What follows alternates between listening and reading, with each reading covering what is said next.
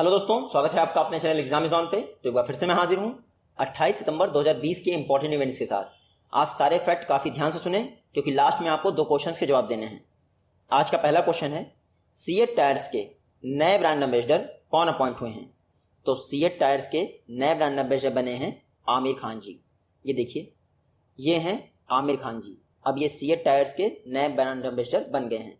देखिए, जो आईपीएल 2020 यानी आईपीएल 2020 हो रहा है यूएई में, वहाँ पर सीएट टायर्स की जो सिक्योरा ड्राइव रेंज उसके लिए आमिर खान जी ब्रांड एम्बेसडर बनाए गए हैं। तो आप देखिएगा, सीएट टायर्स ने आमिर खान को अपना नया ब्रांड एम्बेसडर बनाया है। देखिए, सीएट टायर्स की बात कर लें तो ये एक इंडियन टायर्स कंपनी है। पेरेंट कंपनी कौन है इसकी? RPG group. इसका हेडक्वार्टर मुंबई में है और हर्ष गोयनका इसके चेयरपर्सन हैं। उसके अलावा जो ये नाम और हैं, सुरेश रैना, ये ऑनलाइन पोकर प्लेटफॉर्म 9 स्ट्रैक्स के ब्रांड एम्बेसडर बने हैं। युवराज सिंह आकाश कोचिंग इंस्टीट्यूट के ब्रांड एम्बेसडर बने हैं। आयुष्मान खुराना बजाज आलियांज के। नेक्स्ट क्वेश्चन है, किसने 2020 से लेकर 2023 तक यूसीबीज के लिए, अर्बन कोऑपरेटिव बैंक्स के लिए गार्ड प्रिंसिपल्स लॉन्च किए हैं? तो रिसेंटली आरबीआई द्वारा अर्बन कोऑपरेटिव बैंक्स के लिए 2020 से लेकर 2023 तक के लिए गार्ड प्रिंसिपल्स अनाउंस किए गए हैं। देखिए, आरबीआई ने 2020 से लेकर 2023 तक के लिए अर्बन कोऑपरेटिव बैंक्स के लिए एक technology vision for cyber security launch किया है। क्या? Technology vision for cyber security. ये 2020 से 2023 तक के लिए लॉन्च किया गया है। ये जो टेक्नोलॉजी विजन होगा ये 5 प्रिंसिपल्स पर आधारित होगा।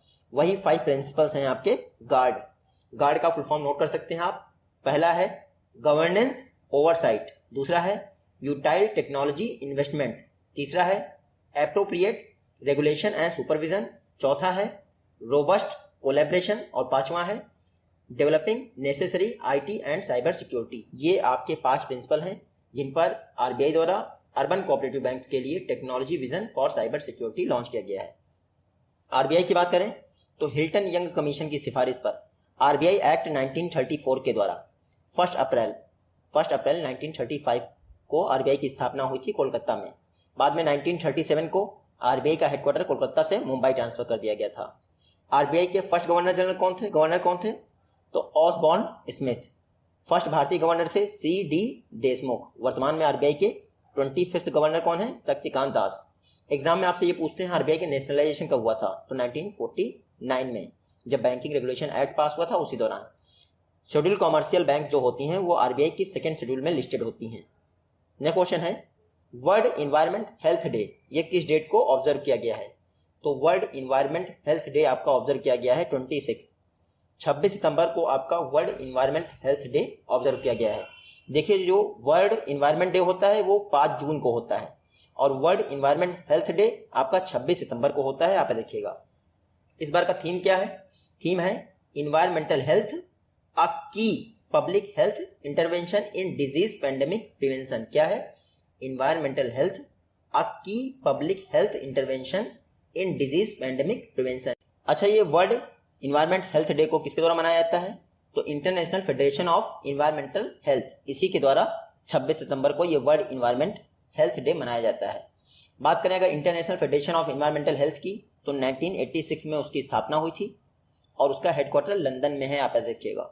नेक्स्ट क्वेश्चन है, डॉक्टर जितेंद्र सिंह ने और श्रीपद नायक ने कहां पर मेडिसिनल प्लांट के लिए पोस्ट हार्वेस्ट मैनेजमेंट सेंटर का इनॉग्रेशन किया है? तो रिसेंटली मेडिसिनल प्लांट के लिए पोस्ट हार्वेस्ट मैनेजमेंट सेंटर का इनॉग्रेशन किया गया है जम्मू कश्मीर में। जम्मू कश्मीर का एक भदरवाह डिस्ट्रिक्ट है, वहीं पर ये मेडिसिनल प्लांट के लिए post harvest management centre inaugurate किया है डॉक्टर जितेंद्र सिंह ने और जो हमारे आयुष मंत्री हैं श्रीपद नायक ने। इसके अलावा जो श्रीपद नायक हैं उन्होंने जम्मू कश्मीर में 21 यानी 21 Ayush health and wellness centre भी इनॉग्रेट किए हैं। इसी के साथ उन्होंने बताया है कि अगले 3 वर्ष में जम्मू कश्मीर में 319 Ayush health and wellness centre स्थापित किए जाएंगे। बात करते हैं जम्मू कश्मीर की, तो ये मैप में है जम्मू कश्मीर।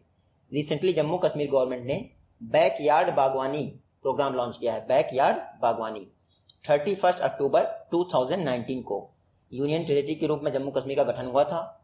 वर्तमान में इसके लेफ्टिनेंट गवर्नर जनरल कौन है? तो मनोज सिन्हा इसके लेफ्टिनेंट गवर्नर हैं। देखिए दाची गाम नेशनल पार्क याद रखिएगा जम्मू कश्मीर है, लेकिन जो आपका हेमिस नेशनल पार्क है वो अब लद्दाख ट्रांसफर हो गया है। नेक्स्ट क्वेश्चन है, इंडिया का first vulture conservation and breeding centre जो कि किंग वल्चर के लिए स्थापित किया गया है, आप बताना किस स्टेट में स्थापित किया गया है। तो किंग वल्चर के लिए इंडिया का first vulture conservation and breeding centre UP में स्थापित किया गया है। जो लोग यूपी के हैं वो ये याद रखें कि यूपी के गोरखपुर में किंग वल्चर के लिए इंडिया का फर्स्ट वल्चर कंजर्वेशन और ब्रीडिंग सेंटर स्थापित किया गया है। खास बात क्या है, ये यूपी का पहला कंजर्वेशन एंड ब्रीडिंग सेंटर है, यूपी वाले याद रखें। हालांकि इंडिया का पहला vulture conservation and breeding centre कहाँ है, हरियाणा के पिंजौर में है, लेकिन वो किंग वल्चर्स के लिए नहीं है, वो सारे वल्चर्स के लिए है। तो ये दोनों चेंज याद रखिएगा। यूपी की बात करें तो ये मैप में देखिए, ये है यूपी। रिसेंटली स्टूडेंट्स को स्किल से कनेक्ट करने के लिए, स्किल और जॉब को कनेक्ट करने के लिए स्टूडेंट्स के लिए you rise portal platform launch किया गया था यूपी गवर्नमेंट के द्वारा। साथ ही साथ यूपी गवर्नमेंट ने जो मान्यता प्राप्त मीडिया रिपोर्टर्स होते हैं या प्रेस रिपोर्टर्स होते हैं उनके लिए 5 लाख तक का हेल्थ इंश्योरेंस अनाउंस किया है। तो आप देखिएगा यू राइज पोर्टल और 5 लाख तक का हेल्थ इंश्योरेंस मीडिया रिपोर्टर्स के लिए यूपी गवर्नमेंट ने लॉन्च किया है। सीएम कौन है, योगी आदित्यनाथ। गवर्नर कौन है, आनंदीबेन पटेल जो कि एमपी की भी गवर्नर है।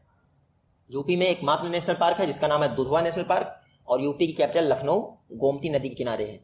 नेक्स्ट क्वेश्चन है, इंडिया का फर्स्ट मेडिकल डिवाइस पार्क किस स्टेट में स्टैब्लिश यानी स्थापित किया जा रहा है। तो इंडिया का फर्स्ट मेडिकल डिवाइस पार्क यानी मेड्स पार्क केरल में स्थापित किया जा रहा है। जो केरल के सीएम हैं पिनराई विजयन, उन्होंने इंडिया के पहले मेडिकल डिवाइस पार्क की आधारशिला यानी फाउंडेशन स्टोन रख दिया है। इस मेडिकल डिवाइस पार्क को जो एससी टिम्स श्री चित्र Tirunal institute of medical science and technology, इसके द्वारा केरल गवर्नमेंट की मदद से स्थापित किया जा रहा है। देखिए मेडिकल डिवाइस की शॉर्टेज है इंडिया में, ऐसे में इंडिया का first medical device park Kerala में बनाया जा रहा है। आधारशिला फाउंडेशन स्टोन रखी है केरल के सीएम पिनराई विजयन ने। बात करते हैं केरल की, तो ये है मैप में केरल। चर्चा में इसलिए है क्योंकि केरल की जो हेल्थ मिनिस्टर हैं के सैलजा, उनको WHO द्वारा UNIATF अवार्ड दिया गया है। UNIATF मतलब United nation inter agency task force, किस लिए दिया गया है, नॉन कम्युनिकेबल डिजीज को कंट्रोल करने के लिए। तो आप देखिएगा के सैलजा का जरूर नाम है देखिएगा, ये केरल के हेल्थ मिनिस्टर हैं, इनको बहुत सारे अवार्ड मिल चुके हैं। केरल के सीएम कौन है, अभी बताया पिनराई विजयन। गवर्नर कौन है, आरिफ मोहम्मद खान।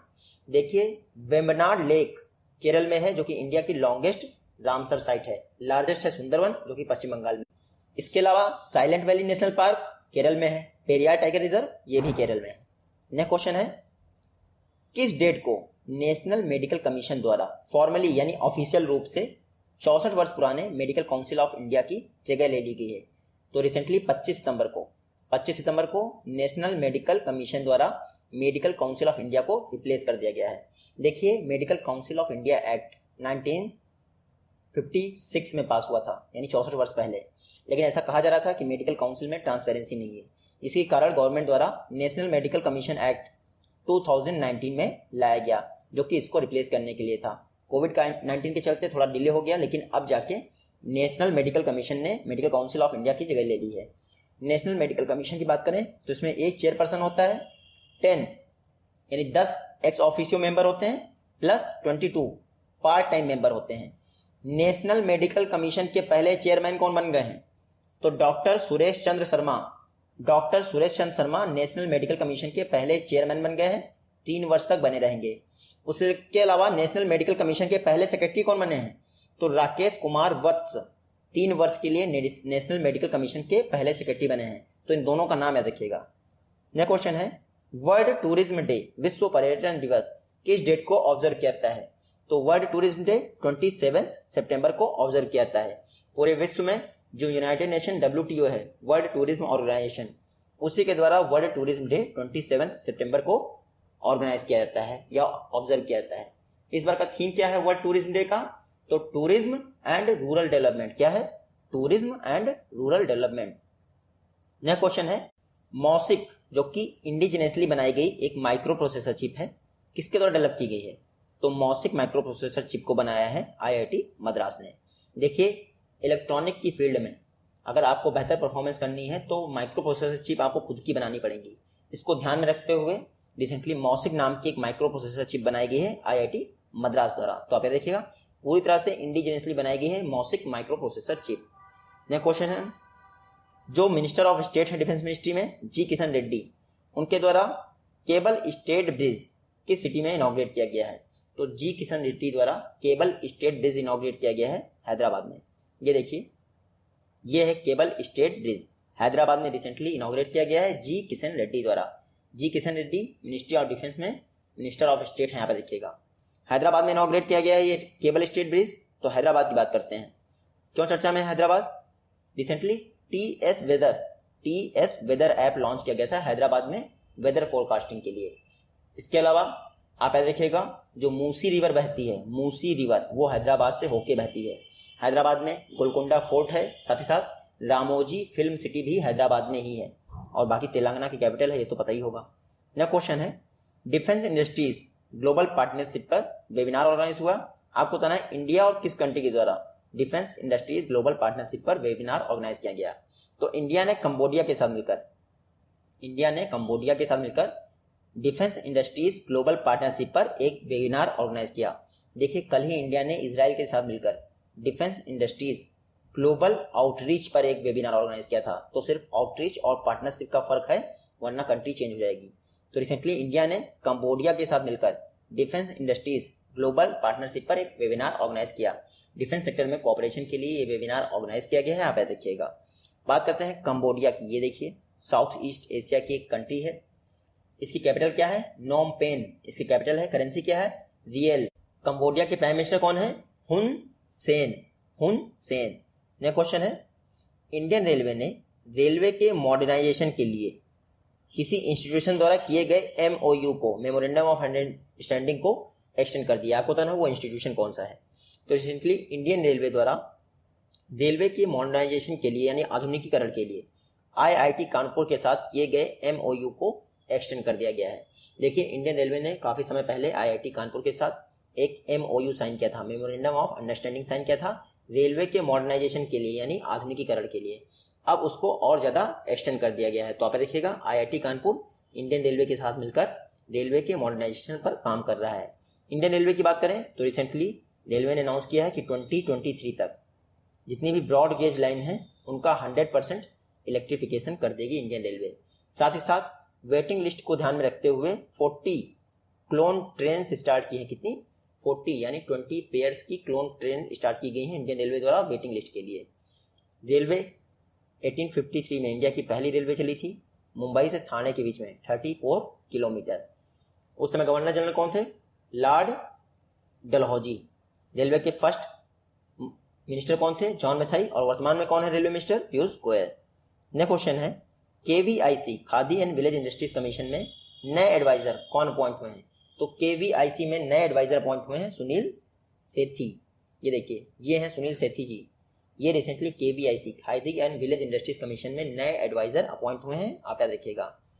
देखिए, KVIC की बात करें तो 1956 में KVIC एक्ट पास हुआ था। उसी के तहत अप्रैल 1957 में KVIC की स्थापना हुई थी। KVIC का हेडक्वार्टर कहाँ है? मुंबई में। वर्तमान में KVIC के चेयरपर्सन कौन है? तो विनय कुमार सक्सेना। KVIC इस समय इसलिए न्यूज़ में है क्योंकि इसने लोकल को प्रमोट करने के लिए, लोकल प्रोडक्ट को प्रमोट करने के लिए ITBP के साथ पार्टनरशिप की है। तो आप याद रखिएगा। नेक्स्ट क्वेश्चन है, इंडिया ने किस कंट्री के साथ GMAX नेवल एक्सरसाइज ऑर्गेनाइज की है? तो GMAX से आप गेस कर सकते हैं आसानी से। GMAX एक्सरसाइज हुई है जापान और इंडिया के बीच में। देखिए, जो अरब सागर है आपका, नॉर्थ अरब सागर यानी कि मुंबई के साइड वाला, वहीं पर ये GMAX एक्सरसाइज कंडक्ट की गई है इंडिया और जापान की नेवी द्वारा। मैप में देखते हैं, ये है जापान। तो चर्चा में है क्योंकि रिसेंटली इसके जो फॉर्मर प्राइम मिनिस्टर थे शिंजो अबे, उनके द्वारा रिजाइन कर दिया गया था। तो नए प्राइम मिनिस्टर कौन बने हैं जापान के? Yoshihide Suga. क्या? योशिहिदे सुगा नए प्राइम मिनिस्टर बने हैं। जापान के एम्परर कौन है? नरूहितो यहाँ के एम्परर हैं। कैपिटल है टोक्यो। करेंसी क्या है जापान की? येन। और संसद का नाम क्या है? डायट। नेक्स्ट क्वेश्चन है, किस कंट्री ने प्रीति लता वडेदार पर जो फिल्म बन रही है उसको फाइनेंस करने की घोषणा की है? तो प्रीति लता वडेदार ये एक बंगाली स्वतंत्रता सेनानी थे। रिसेंटली बांग्लादेश ने अनाउंस किया है कि जो प्रीति लता वडेदार पर फिल्म बन रही है वो उसको फाइनेंस करेगा। तो प्रीतिलता वडेजाड़ बंगाली स्वतंत्रता सेनानी थी। आपने सूर्या सेन का नाम सुना होगा, एक पुलिस स्टेशन में जो है घुस के जो है फायरिंग कर दी थी, उसमें प्रीतिलता वडेजाड़ भी शामिल थी उस दौरान। तो रिसेंटली बांग्लादेश गवर्नमेंट ने अनाउंस किया है कि प्रीतिलता वडेजाड़ पे जो फिल्म बन रही है उसको हम फिनांस करेंगे। बात करते हैं बांग्लादेश की, तो प्राइम मिनिस्टर है शेख हसीना, प्रेसिडेंट कौन है? अब्दुल्ला हामिद। करेंसी तो आपको पता ही है, टका है, कैपिटल है ढाका। देखिए बांग्लादेश ने एक असोल चीनी कैंपेन लॉन्च किया था। क्या? असोल चीनी कैंपेन। जो सोशल मीडिया होती है वहां पर फेक न्यूज़ेस को आइडेंटिफाई करने के लिए असोल चीनी यानी असली चीनी कैंपेन लॉन्च किया गया था। नेक्स्ट क्वेश्चन है, किस स्टेट गवर्नमेंट द्वारा अनाउंस किया गया है कि सभी कोविड-19 रिकवर्ड पेशेंट को टीबी टेस्ट करवाना कंपलसरी है? रिसेंटली वेस्ट बंगाल, पश्चिम बंगाल गवर्नमेंट ने कहा है कि कोविड-19 से रिकवर किए गए सभी पेशेंट को अपना टीबी टेस्ट करवाना ही पड़ेगा। क्यों? देखिए जो आपका कोविड-19 है वो फेफड़ों पे इफेक्ट करता है, जिसकी वजह से लंग फेलियर हो जाता है, लोगों की मौत हो जाती है, और टीबी भी आपका फेफड़ों को डैमेज करता है। तो रिसेंटली वेस्ट बंगाल गवर्नमेंट ने, पश्चिम बंगाल गवर्नमेंट ने कहा जितने लोग भी कोविड-19 से ठीक हुए हैं वो सब जाकर अपना टीबी टेस्ट जरूर करवाएंगे, कहीं वो टीबी तो नहीं पाएगी उनमें। बात करते हैं पश्चिम बंगाल की, तो ये देखिए मैप में पश्चिम बंगाल है। चर्चा में क्यों है? क्योंकि जो कोलकाता है पश्चिम बंगाल की कैपिटल, रिसेंटली उसने ट्रेम लाइब्रेरी इनॉग्रेट की थी, आपको पढ़ाया था। साथ ही साथ वेस्ट बंगाल की गवर्नमेंट ने अनाउंस किया है कि दुर्गा पूजा जितनी भी कमेटीज होंगी उनको 50,000 का 50,000 का अनुदान दिया जाएगा दुर्गा पूजा के दौरान। इसके अलावा जो पश्चिम बंगाल का उत्कर्ष बांग्ला और सबुजा साथी स्कीम है उसके लिए इनको यूएन अवार्ड से सम्मानित किया गया है। चीफ मिनिस्टर कौन है पश्चिम बंगाल की? तो ममता बनर्जी, और जगदीप धनखड़ यहाँ के गवर्नर हैं। नेक्स्ट क्वेश्चन है, एडीबी ने किस इंडियन स्टेट में drinking water and sanitation project के लिए $300 मिलियन का असिस्टेंस अनाउंस किया है? तो एडीबी ने राजस्थान में जितने भी शहर हैं यानी सिटीज़ हैं वहाँ पर ड्रिंकिंग वाटर सप्लाई को बेहतर करने के लिए, साथ ही साथ सैनिटाइजेशन प्रोजेक्ट के लिए यानी सफाई के प्रोजेक्ट के लिए $300 मिलियन का असिस्टेंस प्रोवाइड किया है। तो एडीबी राजस्थान को $300 मिलियन देगा ताकि ये ड्रिंकिंग वाटर प्रोजेक्ट यानी कि पेयजल व्यवस्था सुनिश्चित कर सकें और साफ सफाई पर ध्यान कर सकें। बात करते हैं राजस्थान की, तो ये है मैप में राजस्थान। चर्चा में क्यों है? क्योंकि राजस्थान गवर्नमेंट ने अस्थि विसर्जन के लिए मोक्ष कलश योजना लॉन्च की थी। कौन सी? मोक्ष कलश योजना लॉन्च की थी। तो आप इतना याद रखिएगा। सीएम कौन है यहाँ के? अशोक गहलोत। गवर्नर कौन है? कलराज मिश्र। राजस्थान का हाई कोर्ट कहाँ है? जोधपुर में है, आप याद रखिएगा। और एक केवला देव घाना पश्चिम बिहार राजस्थान के भरतपुर में है। लास्ट क्वेश्चन आज का, इंडिया द्वारा किस कंट्री में बुद्धिज्म को प्रमोट करने के लिए $15 मिलियन का ग्रांट अनाउंस किया गया है? तो इंडिया द्वारा श्रीलंका में बुद्धिज्म को प्रमोट करने के लिए $15 मिलियन का ग्रांट दिया जा रहा है। कितना? $15 मिलियन का ग्रांट इंडिया श्रीलंका को दे रहा है ताकि बौद्ध धर्म को प्रमोट किया जा सके। देखिए इंडिया में बौद्ध धर्म का जन्म हुआ, बाद में श्रीलंका गया अशोक के टाइम में। तो रिसेंटली इंडियन गवर्नमेंट ने अनाउंस किया है कि वो बुद्धिज्म को प्रमोट करने के लिए श्रीलंका को $15 मिलियन का ग्रांट देगा। ये देखिए मैप में श्रीलंका। कैपिटल क्या है? 2 कैपिटल हैं, एक है कोलंबो जो कि आपकी कॉमर्शियल और एग्जीक्यूटिव कैपिटल है, जबकि जो जयवर्धनेपुरा कोट्टे है वो आपकी लेजिस्लेटिव कैपिटल है। श्रीलंका के पीएम कौन है? फिर से बन गए हैं महिंदा राजपक्षा। कौन? महिंदा राजपक्षा। प्रेसिडेंट कौन है? गोटाबाया राजपक्षा। देखिए ये पाक वे आप देख रहे होंगे, पाक बे, पाक की खाड़ी, साथ ही साथ गल्फ ऑफ मन्नार, इनकी वजह से ही श्रीलंका इंडिया से अलग हुआ है, अदरवाइज ये जुड़ जाता। ये आज की वीडियो से क्वेश्चन है। आई होप कि आप इन दोनों का जवाब दे पाएंगे। जल्दी ही मिलते हैं आपसे अपनी नेक्स्ट वीडियो में, तब तक के लिए take care, goodbye and जय हिंद।